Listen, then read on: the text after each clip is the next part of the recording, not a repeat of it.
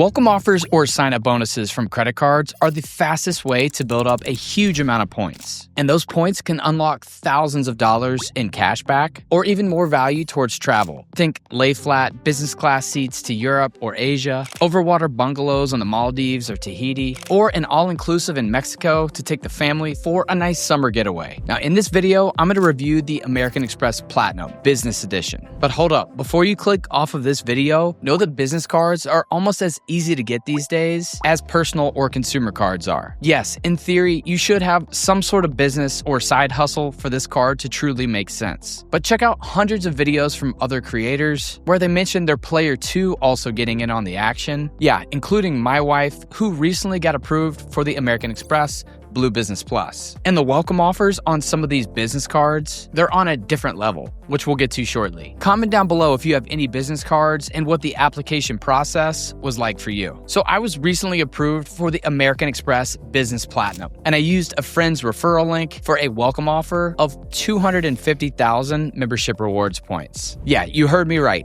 250,000 points. More than 4 times the amount of most good welcome offers. So I'm going to explain why I went for this card specifically, so you can see that if it aligns with your current or future plans. Then I'll review the main credits and benefits with this Business Platinum, what I plan to do with those credits, and the 250,000 points, plus any I earn while spending to hit that bonus, followed by my plans with the personal Platinum that I've held for a number of years. Now, I've talked about the Platinum in many other videos, and I'm pretty deep in the American Express ecosystem. I've redeemed millions of points towards travel. Check out some of my other AMEX videos if you like this kind of stuff. So there's a few reasons that I went after the Business Platinum as opposed to the Business Gold. Now, I have both the personal Gold and Platinum, but based on my travel now and the fact that I can't use any of my own cards to pay for my business travel, I don't really have much of a need to spend on the personal Platinum. But I do like the fact that the business version earns an elevated 1.5x on electronics, at home improvement stores, and with contractors like plumbers and electricians, which is timely as we recently moved and have a few projects going on where I'm going to be spending in these categories. So if we factor in the $20,000 in spend needed to hit the welcome offer, earning at 1.5x versus 1x, that could be an additional 10,000 points. And it may not seem like a lot to you, but I value those 10,000 points at $250 or more, which I'll explain how I get to that valuation a bit more shortly. And this is on top of the 250,000 points from that bonus, which is the top available welcome offer of any card. So potentially 280,000 points from one card, over $5,000 in value towards travel in 3 months or less. Insane. So I explained there's some elevated 1.5x categories. Now this includes purchases at US construction material and hardware suppliers, think Lowe's and Home Depot, US electronic goods retailers and software and cloud system providers, US shipping providers, and any eligible purchases over $5,000. That could make this card actually get used, especially when you factor in AMEX offers that can align with some of these categories. There's also a host of credits and benefits with the Business Platinum, and this can truly offset that current annual fee of $695, which will probably be going up this year or into 2026. I gave my predictions on the personal Platinum and will probably do so on the business version here soon. Now, there's been some recent updates to 2 of the main credits with this card, even since the time of my initial recording. First, the initial Adobe credit. Now, this went from $150 per year up to $250, but now there's a spending requirement, $600 or more with Adobe for this credit to apply. Now, I wasn't planning on using this credit before, and that hasn't changed with this update. Next, the more popular Dell.com credit. Now, this was $200 each half of the year, January to June, July to December, a really easy credit to knock that annual fee way down, considering it was up to $400 in value. Well, as of July 1st, 2025, it will move to an annual $150 credit, and then up to $1,000 in a statement credit after spending $5,000 or more in a calendar year with Dell. So this one was a really big change. Now, if you get this card before the end of June, you can still take advantage of that current $200 Dell credit, and then also take advantage of that $150 credit the back half of the year. Overall, this is a $250 reduction in the Dell credit as we know it. Curious to see if American Express is going to make some additional changes with this card. Now, I used this $200 credit right away on a new 4K monitor that was $199. Plus, you can find Amex offers with Dell on a regular basis. Often you'll see offers like spend $500 to get $100 back as a statement credit, or +1 to +2 additional membership rewards points per dollar spent. Just check your Amex app or on the website, select the Rewards and Benefits tab,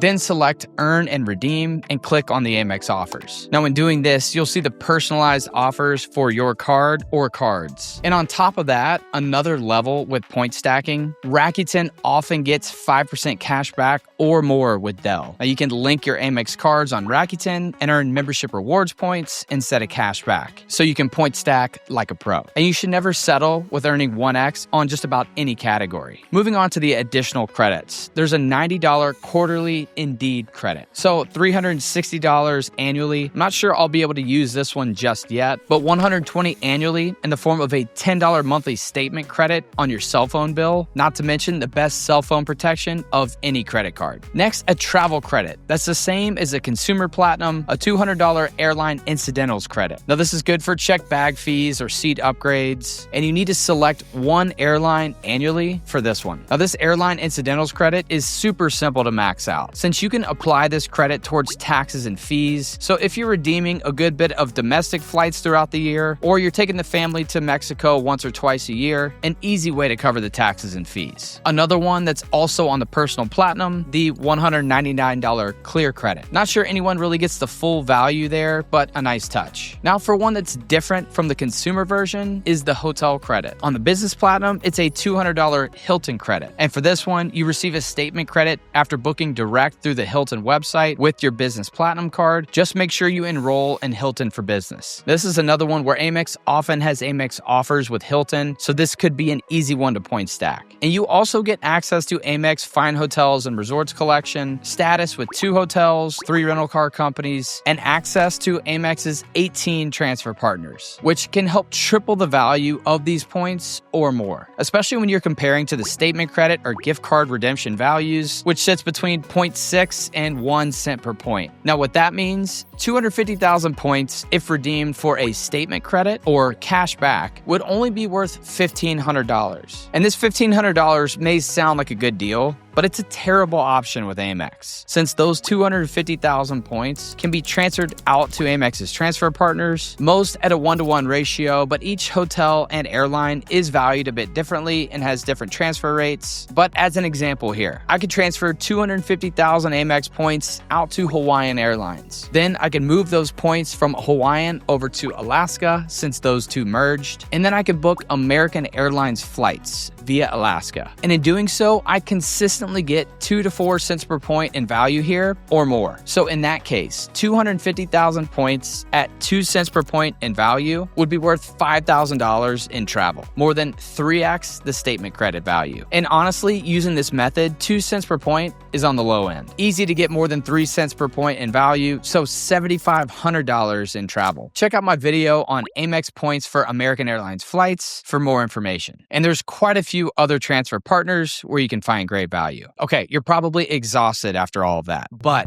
on top of those credits and benefits, you also get access to the Amex Global Lounge collection. Now, this grants you access to Centurion lounges, Escape lounges, Delta Sky Clubs, Priority Pass, and others, but make sure you read the fine print here. Also, check out my top 5 U.S. airport lounges video to see where and how to leverage this card, and understand the nuances of needing to fly with certain airlines to get into certain lounges. So if you add all that up, that's over $1,600 in credits, not even factoring in the airport lounge access, which typically brings me hundreds of dollars in value each year. I place a standard $50 in value per visit to a Centurion lounge, but often get more value than that. Now, even though I'm gravitating towards the Chase Sapphire lounges and the Capital One lounges over these Centurion lounges, since they're a step above in terms of quality and offerings, in my opinion, I think the bigger reason, I can take my family in with me at no additional cost to those Chase and Capital One lounges. Some airports, it still makes sense to hit the Centurion Lounge for some quality food and drink options, especially when I'm traveling for business. Even if you use a portion of those credits and visit AMEX lounges a handful of times per year, still more than enough value here to recoup the annual fee. But this is a premium travel card, so you really need to travel and travel often for it to make sense. Now, my plan is to downgrade my personal Platinum to the Blue Business Plus if I'm unable to get a retention offer this year. And I'll keep the Business Platinum for all the reasons that I just mentioned. Now, check out this video if you want to see my top 5 US airport lounges in 2025, or check out this video if you want to see how to redeem Amex points for American Airlines flights and more, and I'll see you there. Cheers.